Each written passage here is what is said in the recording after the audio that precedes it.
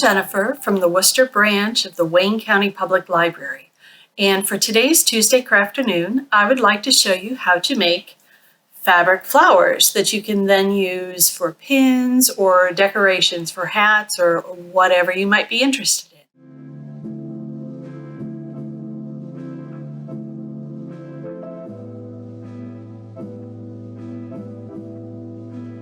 What you're going to need for these are 8 fabric circles, all the same size. This is probably 2.5 to 3 inches. You could go a little bit bigger if you want. And then 1 circle that is smaller than the other because this is going to be the backing. I'm using just a cotton here, but you might want to use something that's a little heavier, maybe felt, maybe a piece of wool, something that's going to be sturdy enough to put all of your layers of fabric petals on. You will also want a glue gun loaded with glue stick, scissors, and you'll want a button or maybe a flat bead of some sort that you can use for the center decoration.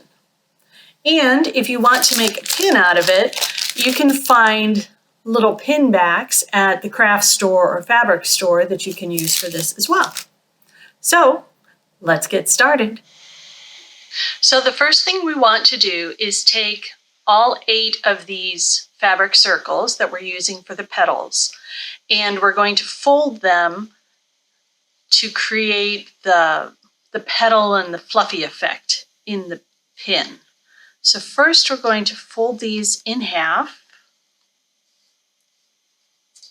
and then I like to just crease this here because what we're going to do then is open up one side and tuck this edge in. We're going to try anyway.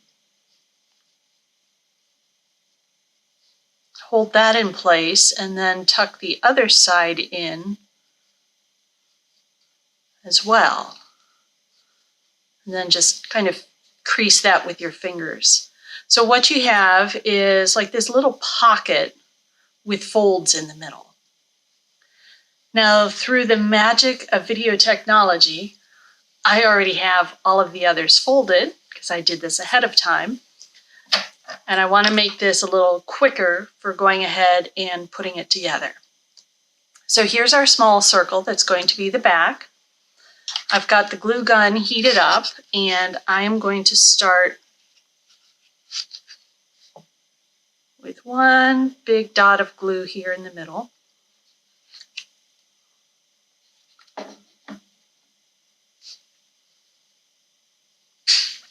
And then I'm going to start with 4 petals.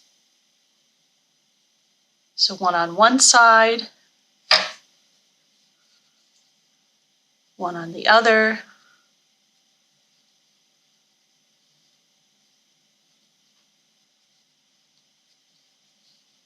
and then on the 2 opposite sides.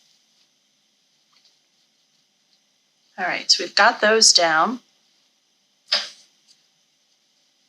I'm going to add just a little more glue here in the center.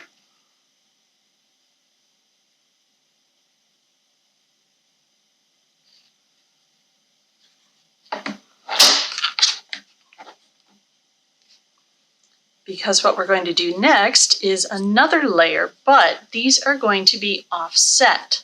So you want the points lined up with the gaps in between the first layers.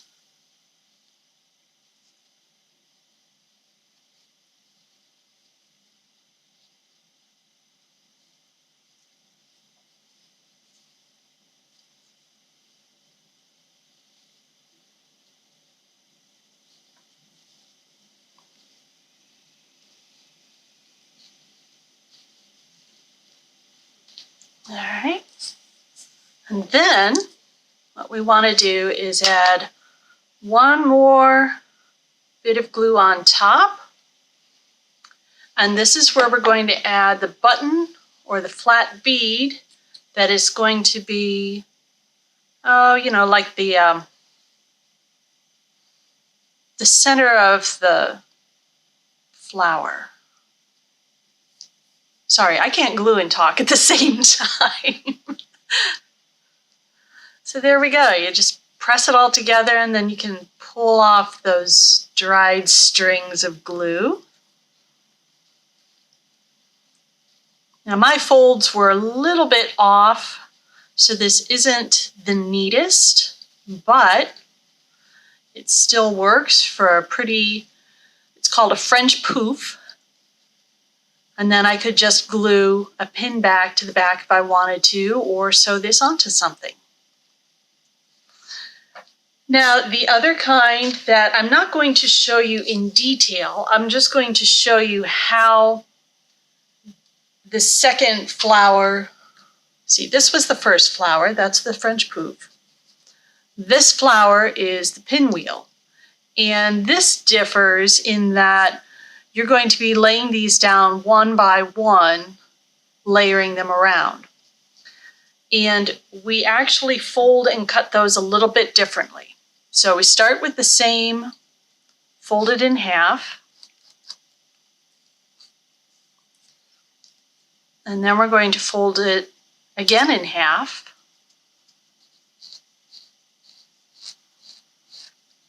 And for good measure, once more. And then what we're going to do is trim that edge a little bit so it looks a little more rounded at the top, kind of like an ice cream cone.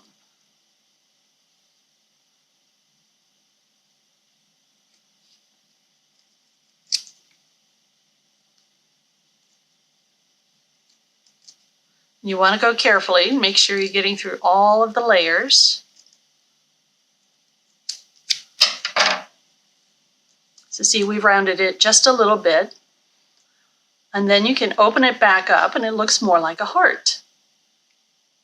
So then what you're doing with this particular pinwheel is you start with your circle here and you're going to lay down your glue in the middle, then lay down your first folded petals. The second one is going to be centered here. So your point centers on this line and your petal is going to look like this. So your heart is here. And then we're going to go a little bit further and a little bit further so that you're just going one by one by one by one, piling them up until you get to the very last one. And the last one, this is going to be kind of tough to see. You have to cut a little bit of a notch in here. Sorry, this is not getting any clearer for you. You cut a notch here in the point so that you can tuck it under that very first piece of fabric to complete your pinwheel going around. And then again, you'll put the glue on top, add a button or a bead, and there you go. So that's what it takes to make fabric flowers. There are a number of other kinds of fabric flowers that you can find patterns for online that might be fairly simple to make as well, but I thought I would just do these two. And these are going to be something that we can make in in-person program in May. So if you are interested in learning how to make these and to take your own home, you can look for that information on the library's website at WCPL.info. Go to the calendar of events, and in May, look for fabric flowers and sign up. In the meantime, if you want to give this a try at home, go right ahead and have fun, stay healthy, and get creative. Bye-bye.